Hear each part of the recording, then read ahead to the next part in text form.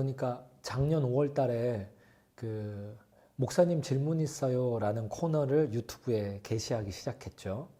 첫 번째 컨텐츠가 조회수가 제일 높아요. 그게 목사님 자위행위가 죄인가요? 이 질문에 대해서 제가 대답하는 내용이었거든요.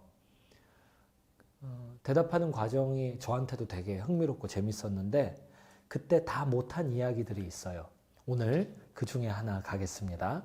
결론부터 말하자면 당신의 성기는, 특히 형제님들, 당신의 성기는 하나님의 것입니다. 그러니까 하나님 뜻대로 쓰셔야 됩니다.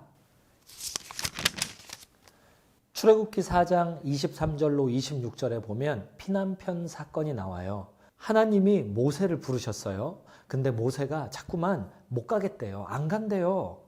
하나님은 자꾸 가라고 하셨어요. 이 실갱이가 출애굽기 3장에 계속 펼쳐집니다. 그리고 우여곡절 끝에 모세가 가게 돼요. 200만 명이 넘는 이집트에서 노예살이하고 있는 하나님의 백성들 구원해 내기 위해서 가족을 이끌고 여정을 출발했죠. 출애굽기 4장에 보면 이 모세를 갑자기 하나님께서 죽이시려는 장면이 등장해요. 모세가 길을 가다가 숙소에 있을 때에 여호와께서 그를 만나사 그를 죽이려 하신지라. 아니, 하나님이 가라고 했잖아요. 그래서 가잖아요. 왜 죽이려고 하는 거예요? 이 궁금증을 가지고 그 다음 구절을 봅시다. 십보라가 돌칼을 가져다가 그의 아들의 포피를 베어 그의 발에 갖다 대며 이르되 당신은 참으로 내게 피난편이로다 하니. 상황이 이상하게 흘러가요. 말씀에 순종해서 하나님 뜻을 수행하기로 한 하나님의 사람을 보내신 하나님께서 갑자기 죽이려고 한 것도 이상한데 아내가 나타나서 남자들만 가지고 있어야 하는 할례에 쓰는 돌칼을 꺼내서 갑자기 아들의 할례를 행합니다. 그리고 나서 남편을 부르기를 나의 피난편입니다. 아니 지금 이 이야기가 어떻게 돌아가는 겁니까? 사건의 전모가 다음 구절에서 드러납니다. 여호와께서 그를 놓아주시니라. 그때에 십보라가 피난편이라 함은 할례 때문이었더라. 여기에 궁금증에 대한 답이 나와요. 하나님이 죽이려고 했던 것도 할례가 원인이었고 아내가 피난편입니다 한 것도 할례가 원인이었던 거예요. 할례가 뭐길래 하나님 입장에서는 사형죄를 물을 정도로 이게 문제가 됐으며 모세의 아내의 입장에서는 남편을 대신해서 긴박하게 수행해야 되는 어떤 임무가 될 정도로 문제가 됐을까요? 할례가 뭐길래? 처음 할례 약속을 했던 하나님의 약속의 대상이 아브라함이었어요. 하나님이 주신 약속은 아브라함이 열국의 아비가 되는 거였어요. 문제는 약속과 거리가 먼 현실 속에서 믿음을 잃어버리기를 여러 번 합니다. 계속 믿음 잃어버릴 때마다 하나님은 아브라함에게 다시 약속 주시고 줬던 약속 또 주시고 다시 믿음을 회복시키시기를 몇 번 반복하셔요. 그 끝에 출애굽기 17장에서 하나님이 아브라함에게 그러시는 거예요. 할례 언약을 약속하시는 거예요.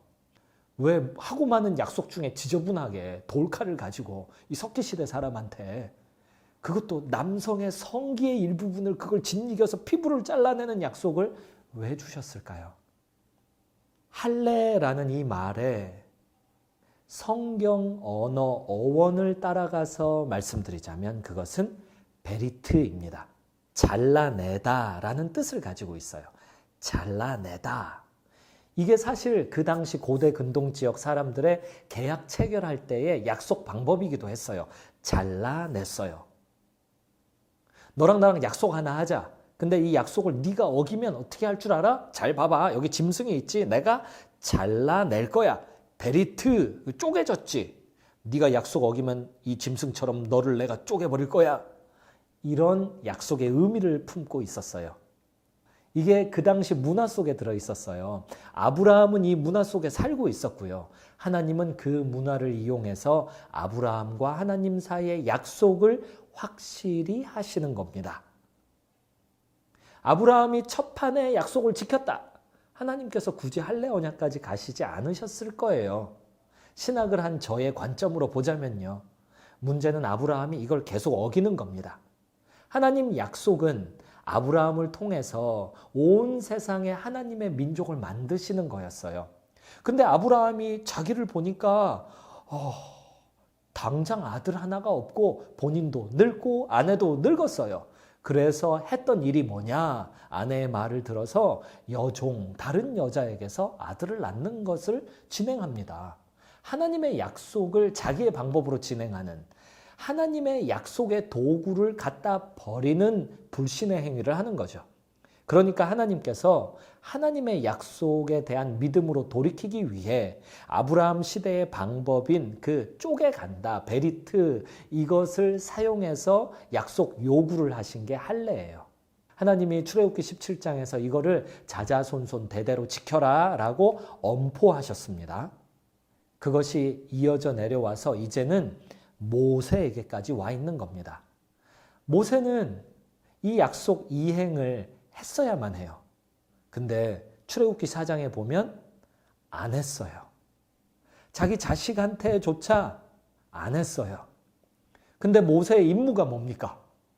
200만 명이 넘는 사람들을 건져내는, 오늘날로 말하자면 200만 명 성도가 모인 교회 담임 목사직을 수행하는 것 이상의 일이에요. 근데 진정성이 없잖아요. 자기 자식 하나 하나님의 약속 이행을 안 해주면서, 오늘날로 말하자면 가정교육 하나 내 자식에게 안 해주면서 어떻게 외부에 있는 다른 사람들을 향해서 사역을 한다는 말입니까?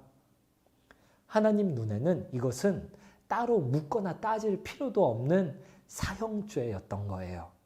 이 할례 언약은 이제 예수님 이후에 신약시대에는 마음의 할례로 존재하고 있습니다. 우리들 마음의 할례라는 것은 이건 진정성이라는 키워드로 설명할 수 있는 거예요. 세계 선교라는 임무가 예수님을 믿는 모든 사람에게 있습니다. 예수님의 대위임 명령이 예수님을 믿는 모든 사람에게 복종, 순종해야 되는 요구로 다 주어져 있어요. 그걸 수행하기 위해서 특히 형제님들은 뭘 해야 되냐면 마음의 할례 언약부터 지켜야 됩니다. 사도행전 1장 8절을 보면은 오직 성령이 너희에게 임하시면 너희가 권능을 받고 예루살렘과 온 유대와 사마리아와 땅 끝이라는 4단계의 지역적 점진적 확장을 이야기하고 있습니다.